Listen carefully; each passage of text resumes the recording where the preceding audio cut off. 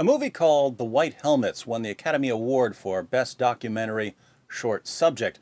On the movie poster, we see the words, "To save a life is to save all of humanity." That sounds nice, but what does it mean? If someone's about to get hit by a car and I save him, how have I saved all of humanity? All of humanity wasn't about to die. So, what sense does it make to say that if you save a life, you're saving all of humanity? Well, when we understand the source of the quotation, it actually makes perfect sense. The problem is that if you start asking people where that quotation comes from, many of them will say that it comes from the Quran. And that's what we hear in the acceptance speech. Director Orlando von Einsiedel reads a message from White Helmet's founder Raed al-Salah, and millions of viewers get the following introduction to the Quran. We're so grateful that this film has highlighted our work to the world. Our organisation is guided by a verse from the Quran. To save one life is to save all of humanity. We have saved more than 82,000 Syrian lives. I have mixed feelings about responding here. On the one hand, the actual group of rescue workers called the White Helmets are heroes. When bombs start dropping in Syria, most people run away from the bombs. The White Helmets run towards the bombs to try to rescue as many people as possible. The short documentary, The White Helmets, follows three of these guys around as they try to save people. So part of me says, look, these guys are saving lives. If they think the Quran is against violence, let them think that. Who cares, as long as they're pulling children out of rubble and getting them to a hospital. On the other hand, the longer people continue to misrepresent what the Quran says, the longer the violence will continue, because no one's going to deal with the real source of the violence if they think that the Quran is all about saving lives.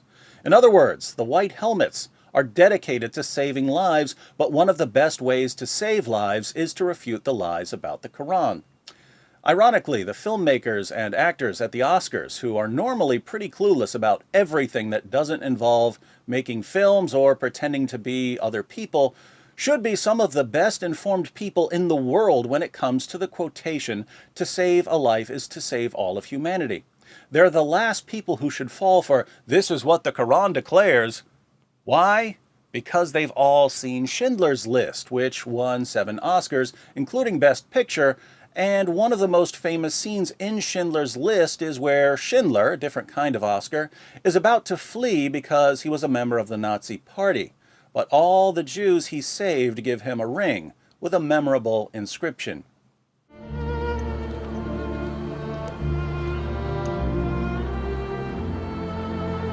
It's Hebrew from the Talmud. It says, whoever saves one life saves the world entire.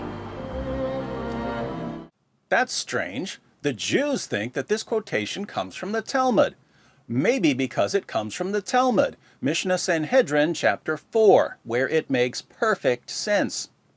It's a commentary on Genesis 4:10. In Genesis 4, Cain kills Abel, and God says to Cain in verse 10, "What have you done? The voice of your brother's blood is crying out to me from the ground." Jewish rabbis pointed out that the verse doesn't actually say your brother's blood cries out to me from the ground. It says your brother's bloods, plural, cry out to me from the ground. The implication of the plural, bloods, is that it wasn't just Abel's blood crying out from the ground. It was the blood of all his future descendants. Abel would have had lots of children, and those children would have grown up and had children, and so on. So Cain wasn't just killing Abel, he was killing all of the future generations that would have come from Abel. And the rabbi commenting on this concludes that if you kill a man, you're killing an entire world, and that if you save a man, you're saving an entire world.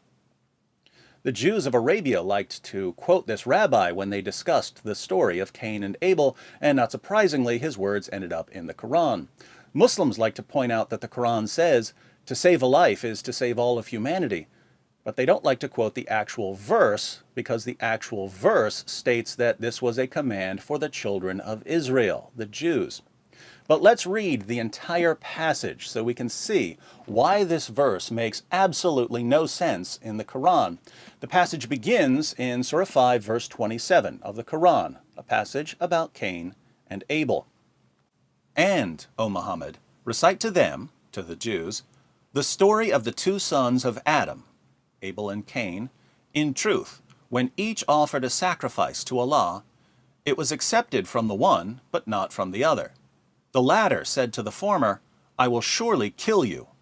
The former said, Verily, Allah accepts only from those who are al-mutakun, the pious. If you do stretch your hand against me to kill me, I shall never stretch my hand against you to kill you, for I fear Allah, the Lord of the Alameen, the worlds of mankind, jinn, and all that exists.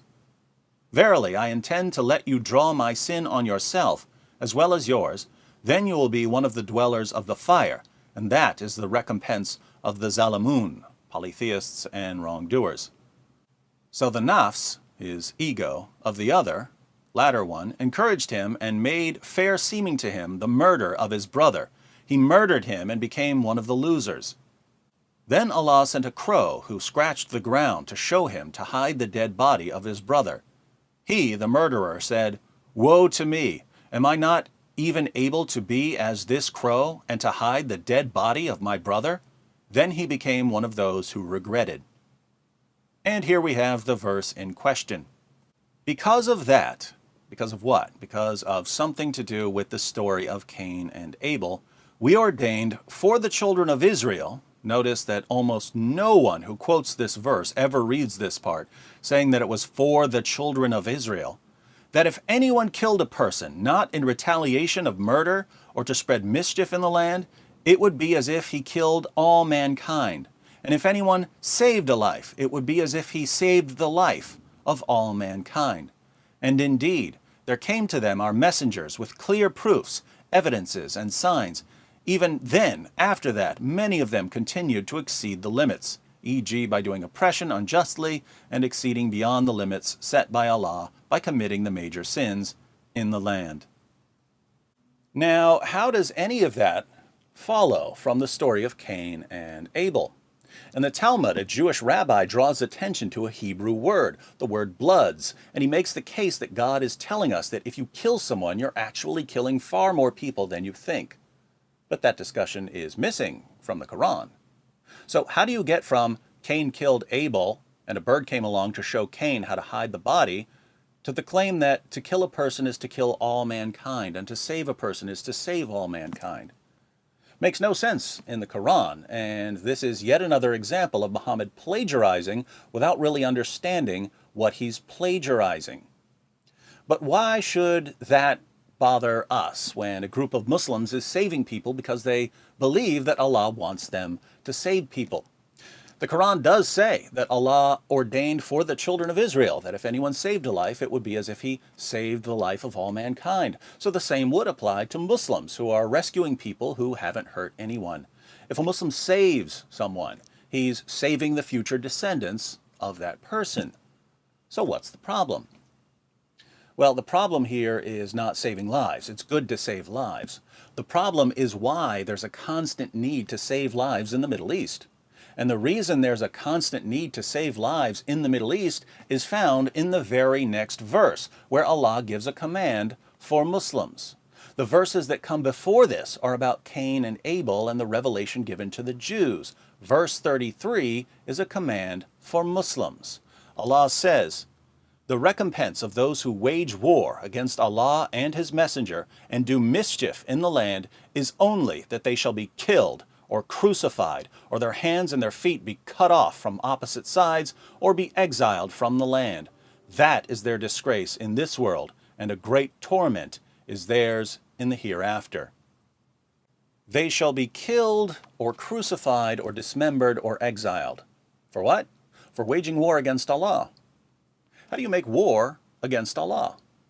By making mischief in the land, opposing Sharia, promoting the wrong religion, promoting the wrong sect of Islam, leaving Islam, wearing the wrong clothes, etc. The Shias are making mischief in the land. We have to kill them. No, the Sunnis are making mischief in the land. We have to kill them. No, the secularists are making mischief in the land. We have to kill them. No, the Christians are making mischief in the land. We have to kill them. ISIS jihadis are doing exactly what Surah 5, verse 33 of the Quran commands. The result of this command is an endless bloodbath, and that's why we need the white helmets to try to save as many people as possible before everyone's been slaughtered in the name of Allah. What I find amazing is that the white helmets draw their inspiration for rescuing people from Surah 5, verse 32, a command for the children of Israel, which comes right before Surah 5, verse 33, a command for Muslims to kill and crucify and dismember people.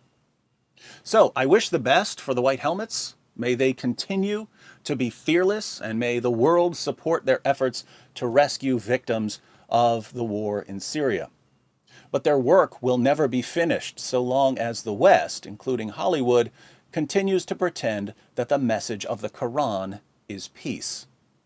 Let's all agree to help the white helmets save lives by exposing Muhammad and the Quran.